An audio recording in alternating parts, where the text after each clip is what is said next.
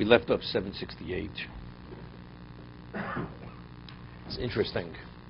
The person is here at the kindness of the benefactor, of the ruler. And the ruler welcomes you and gives you very little. He didn't have to let you into his country. Then you'd really be stranded wherever you are. But he agrees to give you something. If the person's not appreciative, even for the little, what does it show? Lack of appreciation. What do you mean you have entitlement? You're only here based on the kindness of the ruler. So he says, one should value even the little bit of the goodness that's provided. And he should express, he says, deep gratitude to his benefactor. But again, what's the mindset? What did you give me? What did I give you? I had no responsible obligation even to admit you into the country. It's like a person takes somebody out of Siberia, he's in the gulag. I'm talking Alex's language, right? You take him and you provide him with a shack, which there's heat, but the setting is very primitive. But he's able to survive. In Siberia, he wouldn't have survived. Is he appreciative? Because just look at the residence he gave me. I expect something which is more appropriate. You should be singing the man's praises. If not for him admitting, you would die of frost. You'd die of starvation. So if a person sees himself in this existence purely based on God's kindness, because we're strangers, he admitted us into this existence. So whatever he provides for us, we have to be appreciative and thankful. If you're not, what is that saying? I want more. It doesn't meet my standard. It doesn't meet your standard. Every aspect of your life is a kindness, which your benefactor is providing.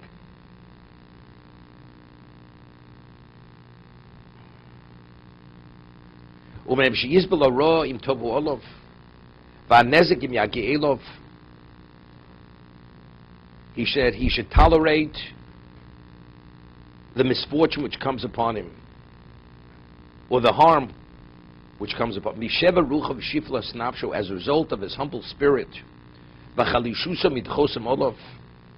He says, when you're powerless to prevent it from coming upon you. Meaning the benefactor is willing to do so much, not more than that.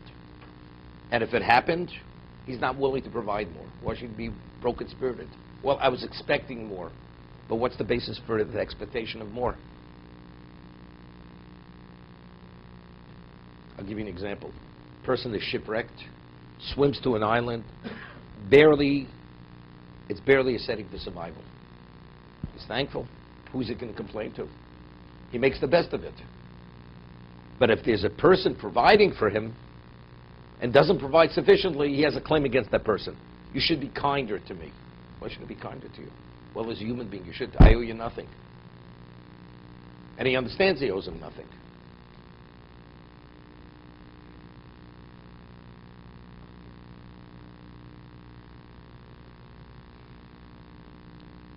It's interesting. I mean, as I always say,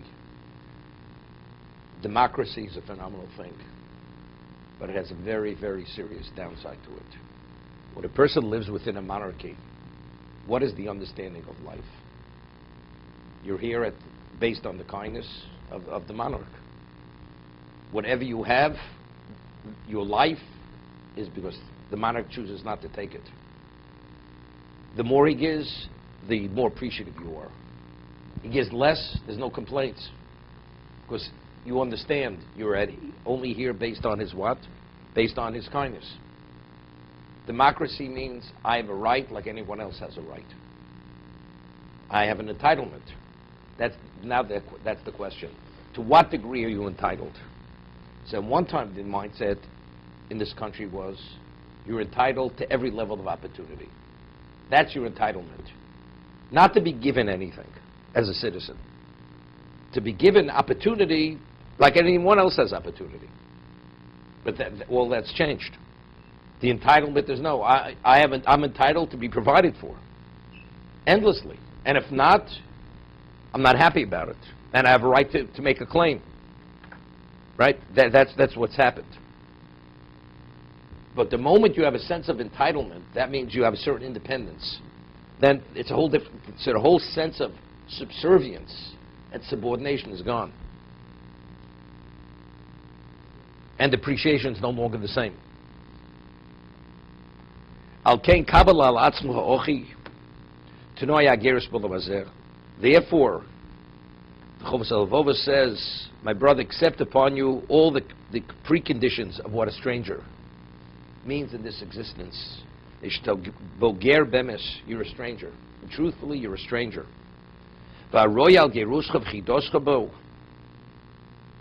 He says, in the proof that you're a stranger and alone in this world, he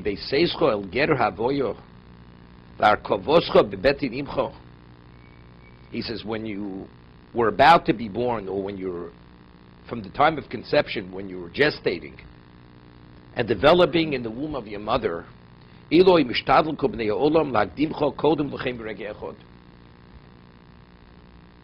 members of the world, of society, would want that you should be born before you're meant to be born. Or to delay the birth. The child has to come out, and they want to delay it.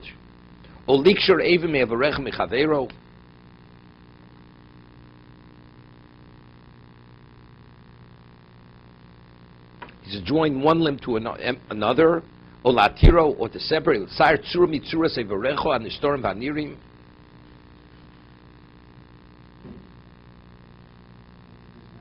Fashion one of the internal external organs.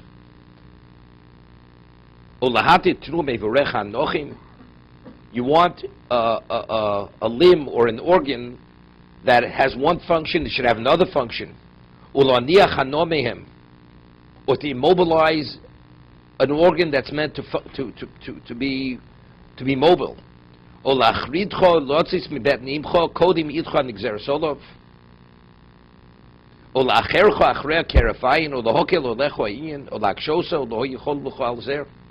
You wouldn't be able to. Meaning, what relates to a physicality we have no control over whatsoever. Even with modern science, what could they do? No, that's something else. No, but even today, it means it's the mindset. They can induce a woman to give birth earlier. But what about too early? The child's not going to be healthy, right? It's only because the child's about to be born. So they induce the labor, and that's why the child's born earlier. But let's say they induce the child in the 8th month, the woman to give birth in the 8th month. The child's not going to be a healthy child. But why not? If he's healthy in 9th, why? The answer is because he's not ready to be born. No, he's just showing that you have no control. You have no control over one's life. Things have to happen the way they're meant to happen. That's the reality of life.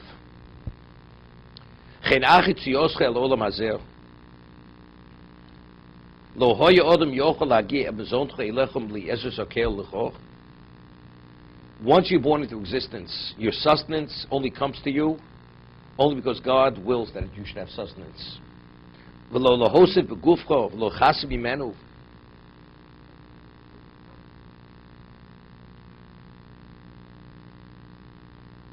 What made your body grow larger or smaller?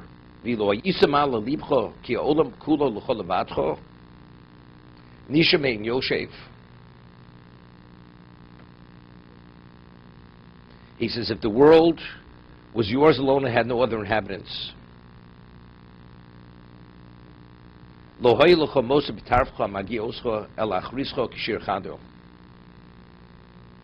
he says, it would not increase the means of your livelihood, accorded to you to the end of your days as much as a mustard seed.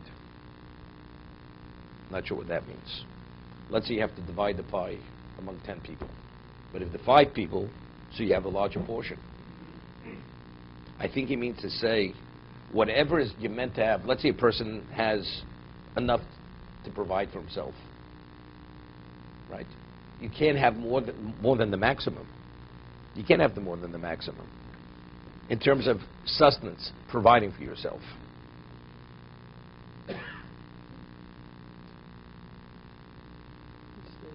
obvious. It's not so obvious. Some people think that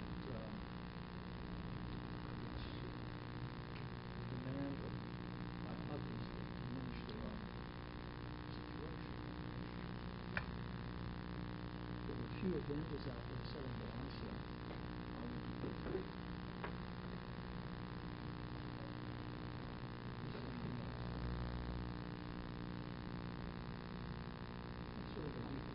No, see, but he's going to the extreme.